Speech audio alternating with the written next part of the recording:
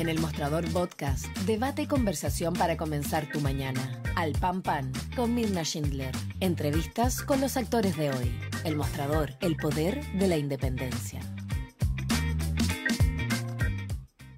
¿Qué tal? ¿Cómo están ustedes? Muy buenos días. Comenzamos un nuevo capítulo de Al Pan Pan aquí en elmostrador.cl, donde vamos a estar hablando, les cuento, en el siguiente bloque, con el senador de la Democracia Cristiana, Iván Flores, por todo lo que ha pasado, este escándalo que se ha desatado en el Senado, que se consideraba hasta ahora en un lugar donde, en general, se cumplían los acuerdos, había ciertos temas que tenían que ver con los republicanos, la camaradería. Por cierto que eso, por supuesto, quedó muy en el pasado, cuando finalmente el acuerdo entre el oficialismo y la oposición para que la presidencia del Senado la ocupara un senador oficialista, se rompiera por una serie de razones que vamos a estar hablando en un ratito más. Es un tema muy relevante porque ustedes saben que el Senado tiene que, por ejemplo, designar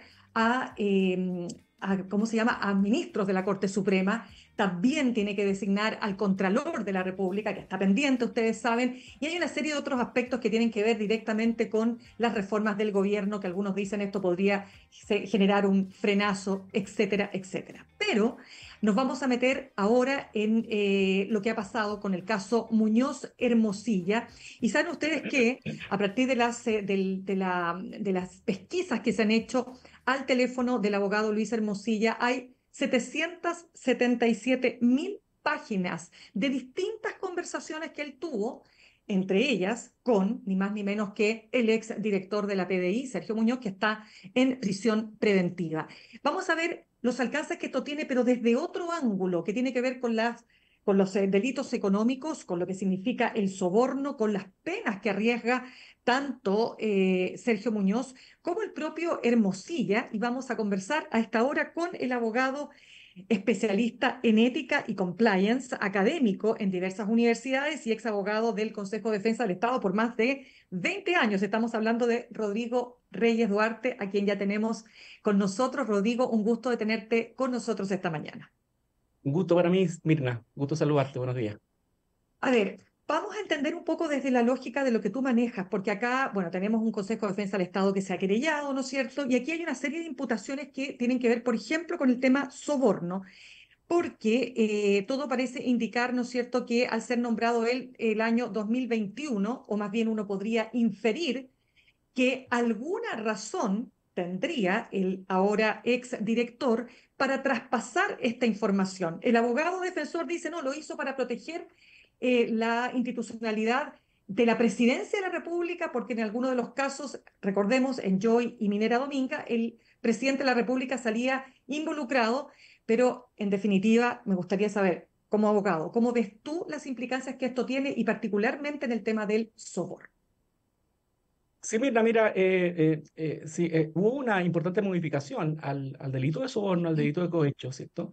En que se modificó fundamentalmente el tema del beneficio económico. Antes solamente podría exigirse respecto de un beneficio económico, y hoy día no solamente tiene que puede significar un beneficio económico, sino que también un beneficio de otra naturaleza, ¿cierto? El soborno en general ha sido definido como una conducta activa, ¿cierto? Pasiva de un funcionario público. Podría ser, ¿cierto?, tanto solicitar un soborno como recibir un soborno, destinada a recibir, diría yo, una retribución no debida en el ejercicio de este cargo o esta función pública. Y también eso mismo se le exige respecto al particular, ¿cierto? En el sentido de que no pueden prometer, ¿cierto?, ni siquiera o dar a un funcionario público una retribución que no sea debida en el ejercicio del cargo. Y en ese sentido, podría llegarse a configurar una figura de soborno en relación a este caso en particular. No es necesario, eso es lo que quiero decir, Mirna, que haya un beneficio económico detrás, que haya dinero, ¿cierto?, un ofrecimiento de dinero. El ofrecimiento también podría ser el desempeño de una función pública, ¿cierto? Podría haberse nombrado al director de PDI, estoy por supuesto hablando de hipótesis, para efecto de cooptar de alguna manera en la institución y terminar accediendo a documentación. Sabemos que eso sí pasó, a documentación que no era pública, que no podía revelarse ni siquiera a las partes, ¿cierto? Ni siquiera a las partes. Eso. Ya, a ver, pero mira, vamos entonces un poquito más atrás porque primero uno aprende desde muy chiquitita que en este país la ley se supone conocida por todos. Entonces, el director nacional de la PDI no puede argumentar que esto lo hacía porque porque se cayó en el encantamiento, dice el abogado defensor, ¿no es cierto?, del abogado Luis Hermosilla, que a su vez se presenta como el abogado del presidente de la República. Recordemos que él asesora al gobierno y a la moneda, digamos, estaba directamente involucrado, amigo personal además de Andrés Chadwick, compartían oficina, eso ya no ocurre, pero eran muy cercanos, ¿no es cierto? Andrés Chadwick, exministro del Interior, primo del expresidente Sebastián Piñera. Entonces, lo que él dice es que en definitiva aquí lo que hay es como una necesidad, pues te lo planteo como abogado también para que me des tu opinión, de proteger la presidencia ante casos que lo podían afectar. En definitiva, lo único que él hace, él dice, bueno, para proteger esta presidencia y la condición de presidente, voy a traspasar esta información al abogado del presidente. ¿Cómo observas tú esa argumentación que da el abogado defensor?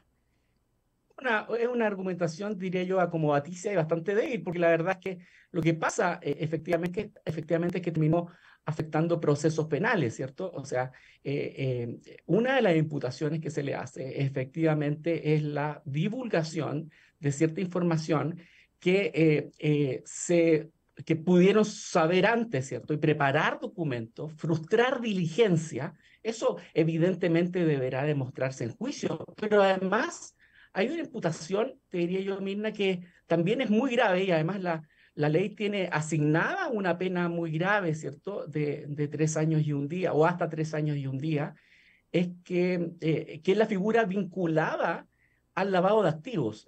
La ley 19.913, que es la ley que regula el lavado de activos en Chile y que crea la figura de lavado de activos, que consiste en ocultar o disimular el origen de los dineros que provienen de un ilícito.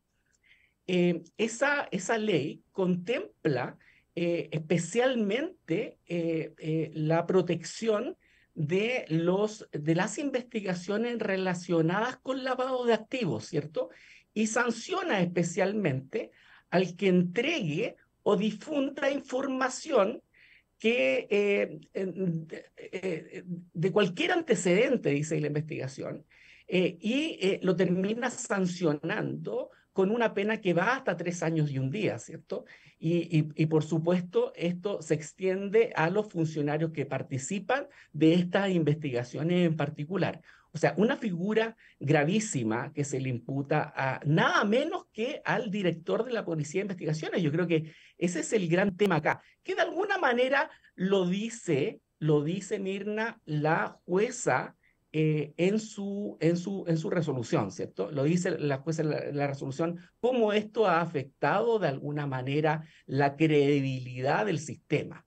Y por qué esta conducta es especialmente grave, proveniendo precisamente de quien debe tener a resguardo el secreto de la investigación. O sea, Rodrigo, se apura demasiado el abogado defensor al señalar que su defendido no habría afectado causas judiciales. Por supuesto, yo creo que sí. Los particulares, Mirna, además, no pueden llamar al director de la PDI. Esto está regulado, ¿cierto? Lo está por la ley del lobby. Pero evidentemente la ley del lobby tiene vacío, ya lo vimos en el caso Salaquet, ¿cierto? Pero no solamente se trata de un tema normativo, yo creo que también ese es un tema, una alerta, Mirna, que es el tema de los riesgos de la PDI. O sea, ¿cómo es posible que esto suceda en una institución pública de la importancia de la Policía de Investigaciones de Chile, una de las policías más importantes? Ya había indicios, más que indicios, de corrupción en Carabineros, ¿cierto? Lo sabemos extendidamente.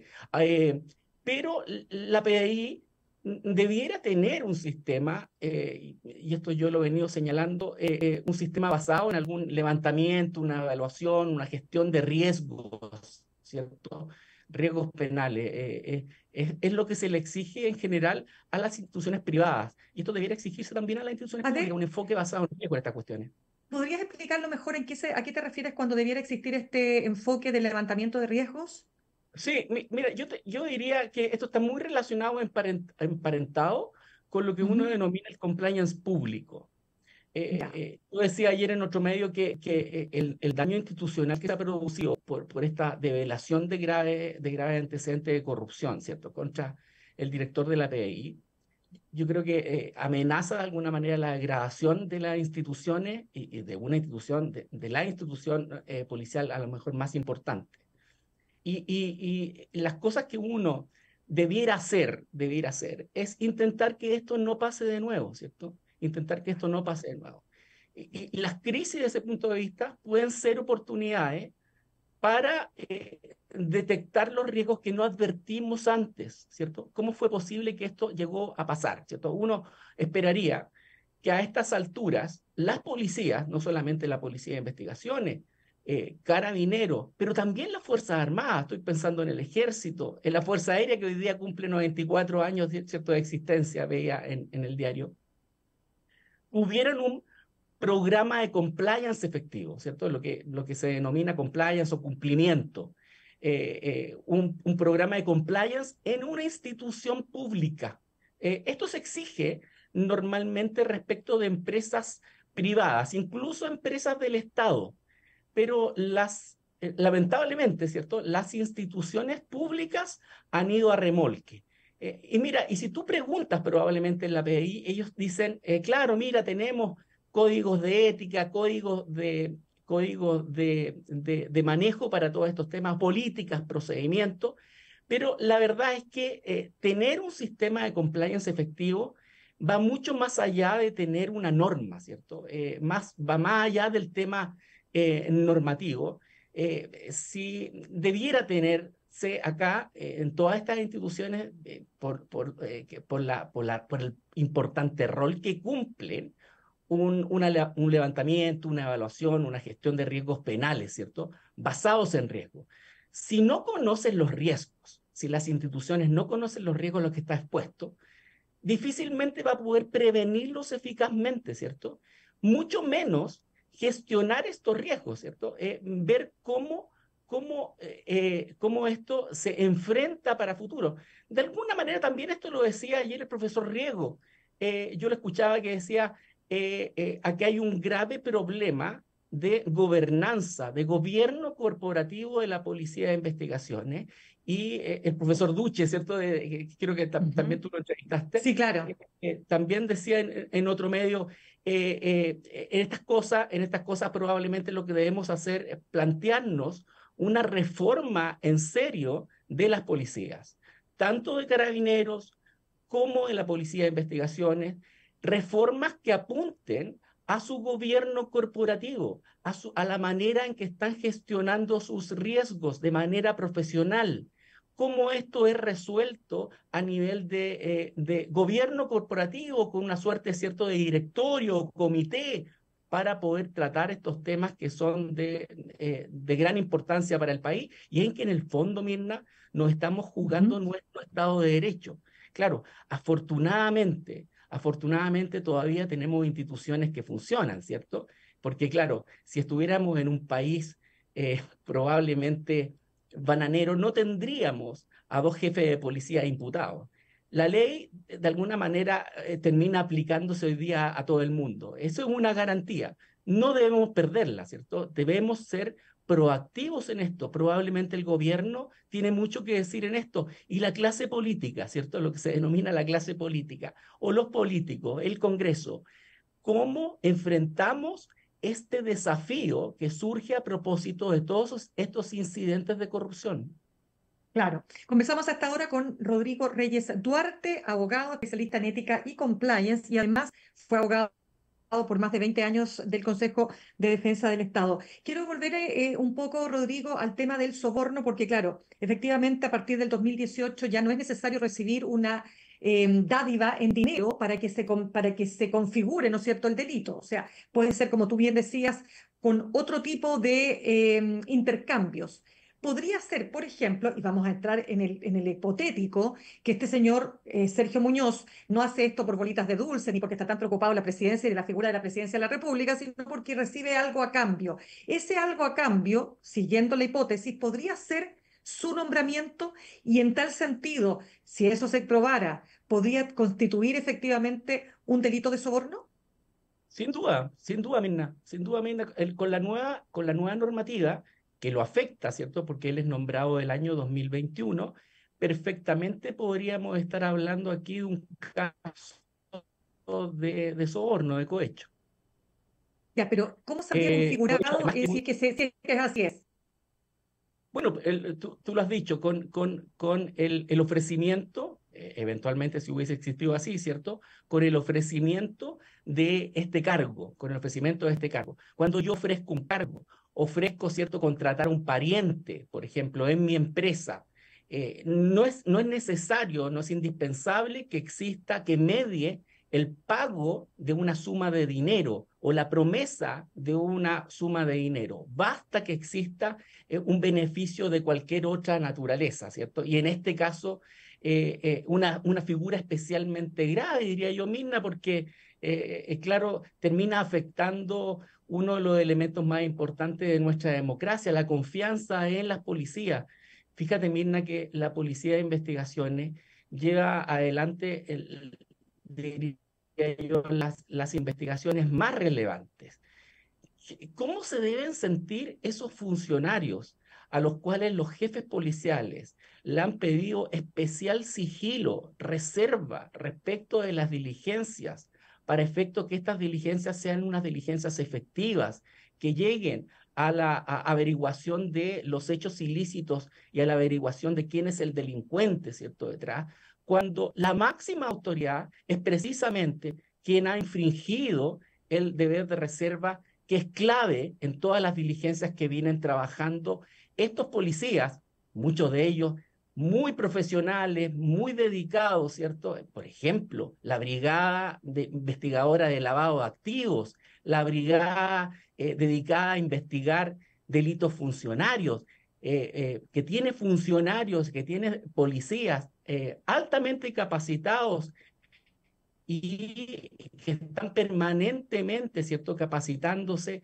y desarrollando investigaciones científicas para poder dar con los antecedentes que sirvan a las policías y al Consejo de Defensa del Estado, que actúa como querellante institucional, para efectos de llegar a buen puerto en esa investigación y poder averiguar la verdad, ¿cierto?, respecto de este tema, no solamente de condenar, sino que llegar a averiguar la verdad.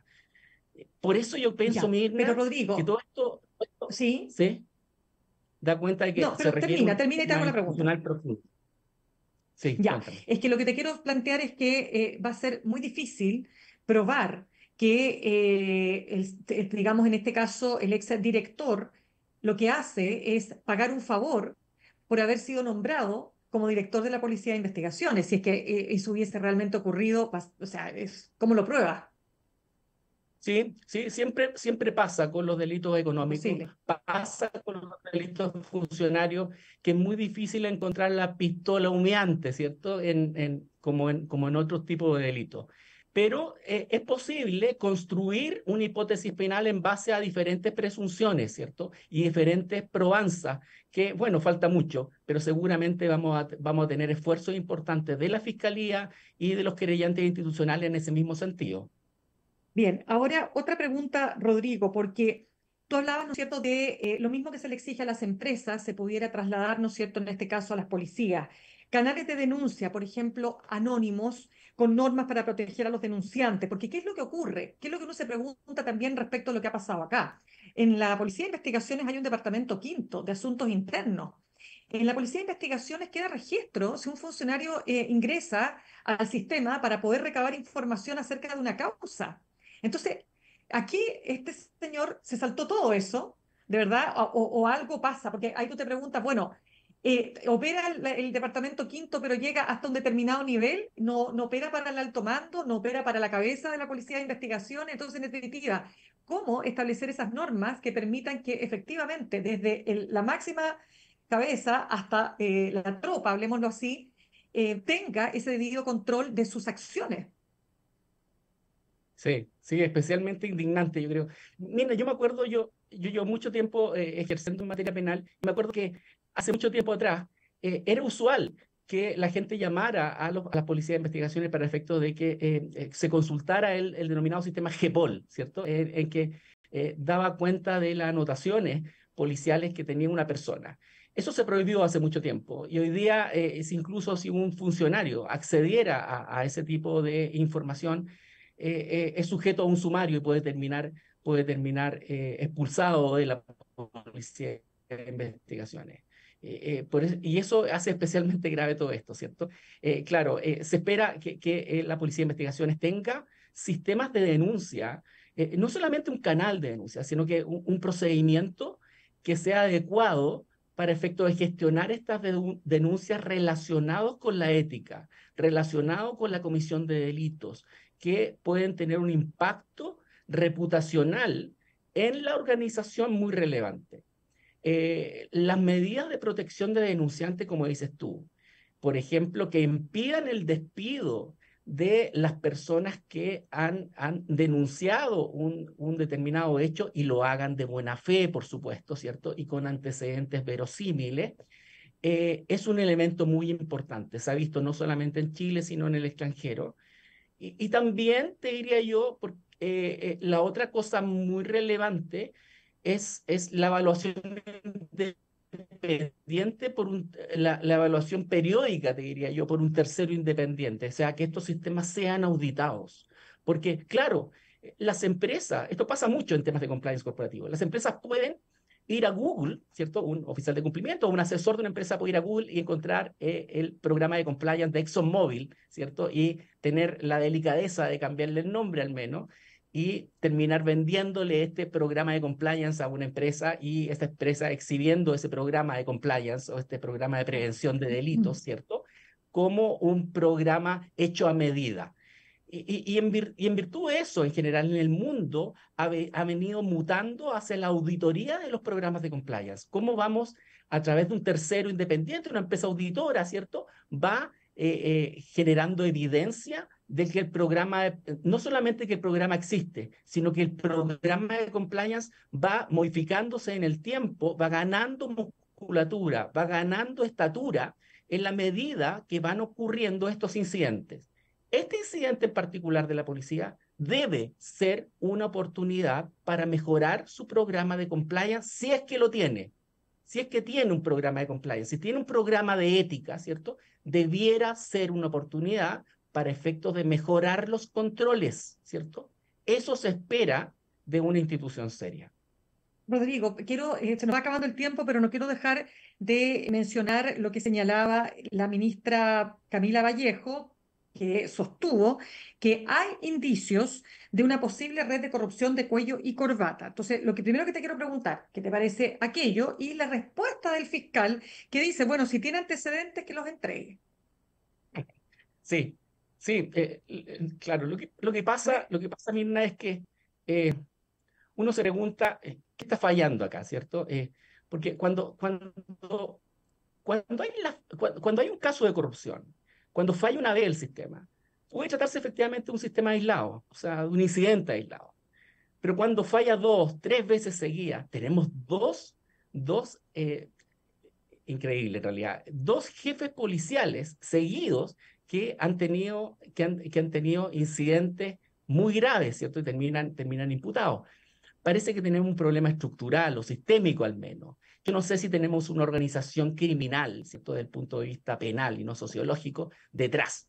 Por eso yo creo que es muy importante esto, Mirna. En Chile se ha postergado una reforma policial orientada, te diría yo, a Ya, fortalecer las instituciones policiales, ¿cierto? claro, pero Más recursos, Rodrigo, por supuesto, pero más control exactamente. también. De acuerdo, pero ahora ya no estamos hablando de policía, ahora estamos hablando de una red de corrupción de cuello y corbata. Cuando uno analiza los audios de Hermosilla y cuando uno ve, en este caso, los WhatsApp, o sea, aquí esto ha llegado a salpicar, no estamos diciendo que esté involucrado, pero ha llegado a salpicar al propio ex ministro del Interior, Andrés Chadwick. Uno no comete un delito porque recibas un mensaje. ¿verdad? Pero a la luz de lo que se sabe, ¿no es cierto?, la vinculación que tenían ambos, uno, claro, es imposible no conjeturar que hubiera algún tipo de acuerdo. Pásame mensaje, pregúntale al ministro, necesitamos información para saber en qué va el caso Enjoy, en qué va el caso de Minera Dominga. Eso te quiero preguntar respecto de lo que dice la ministra ahí. Y la respuesta, nuevamente la respuesta del fiscal, como abogado, ¿cómo la ves tú? Sí, yo creo que es temprano todavía para poder llegar a esas conclusiones que probablemente desliza la ministra, ¿cierto? Y de ese punto de vista uno no puede sino estar con el fiscal nacional. Yo creo que, claro, es muy importante en este tema ver el tema, analizar el tema de la designación también, o el ejercicio de la facultad presidencial para designar a este funcionario, ¿cierto? ¿Cómo debe ejercerse esta facultad? Uno esperaría que se ejerciera con cuidado para elegir al mejor y no al más amigo o al que después le podré pedir favores, digamos. ¿Ah? Ya. Y lo otro que me llama mucho la atención respecto, tú fuiste parte del Consejo de Defensa del Estado. ¿Por qué dirías tú el Consejo de Defensa del Estado no se ha querellado contra Luis Hermosilla? Bueno, porque el Consejo de Defensa del Estado es una institución, te diría yo, técnica, en Ujú. que altamente técnica y en que las decisiones son tomadas por un comité penal, incluso las causas más complejas son tomadas las decisiones son tomadas de manera colegiada por el Consejo, ¿cierto? El Consejo está compuesto por varios consejeros con experiencia en diferentes áreas del derecho, mucha experiencia. Y probablemente esto ha sido ya llevado al comité, al consejo, y se ha estimado esperar el curso de los acontecimientos. Claro, probablemente los tiempos del Consejo de Defensa del Estado son distintos que los tiempos de la opinión pública. Yo creo que están revisando los antecedentes y el momento oportuno para efectos de presentar una acción penal. Es difícil probar el soborno a la luz de lo que se sabe. Yo entiendo que tú no tienes acceso a la carpeta investigativa, pero es difícil, dirías tú, probar en este caso que Luis Hermosilla sobornó a funcionarios públicos como el Servicio de Impuestos Internos o la Comisión para el Mercado Financiero. Sí, sí, hay diligencias que, bueno, se ha demostrado, digamos, por el inicio de esta causa, hay diligencias que son intrusivas, que son de gran importancia para efectos de ir recabando pruebas que nos puedan dar luces respecto de la comisión de un delito de cohecho, ¿cierto?, de soborno. Yo creo que la incautación de los teléfonos, por ejemplo, es un elemento muy importante y que además con otra prueba que se podrá recabar durante la investigación, pueden terminar probando, ¿cierto?, con un nivel de certeza suficiente para efectos penales, ¿cierto?, que siempre es un nivel de certeza muy importante, que existió la comisión de este delito. Sin duda, yo creo que, bueno, la gente tiene en general muchas esperanzas en la persecución penal. La persecución penal es una pata de la mesa, digamos, de los temas de corrupción. Sin duda ahí tenemos otro problema como país, un problema también de formación, de ética en los colegios, también de perspectivas vitales, ¿cierto? Y bueno, es un tema más sociológico y probablemente que podemos filosofar, digamos, durante un tiempo, pero no solamente podemos terminar, digamos, centrando todo nuestro esfuerzo en materia de persecución penal. Probablemente sería triste que eso pasara así.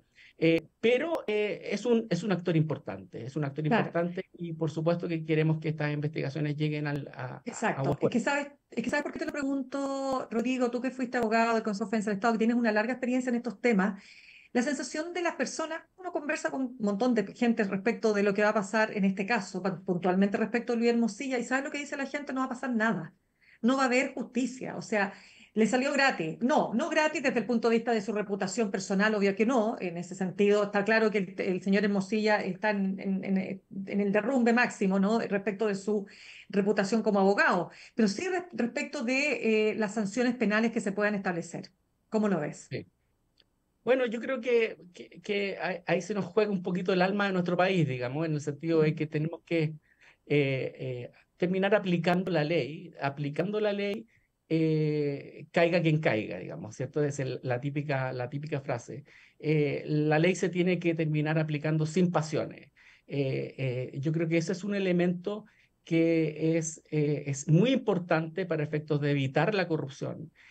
La ley en general, Mirna, te diría yo que es el momento en que la gente, la ciudadanía, se reúne y termina racionalizando una determinada conducta, señalando qué es lo que es bueno y qué es lo que es malo en general, ¿cierto? Y debemos tener un respeto especial por la ley. Lo que pasa es que, y nuevamente volvemos al tema sociológico, filosófico, estamos viviendo un periodo bastante particular de anomia, ¿cierto? De poco respeto con las normas, y que es bastante triste. Y más triste cuando son las propias autoridades las que debieran cumplir esa norma en particular, se han transformado en los estandartes, ¿cierto?, del paradigma del incumplimiento. Bien, pues Rodrigo Reyes Duarte, experto en ética y compliance y además abogado, ex abogado del Consejo de Defensa del Estado. Muchísimas gracias por haber estado con nosotros una vez más. Gracias a ti, Mirna.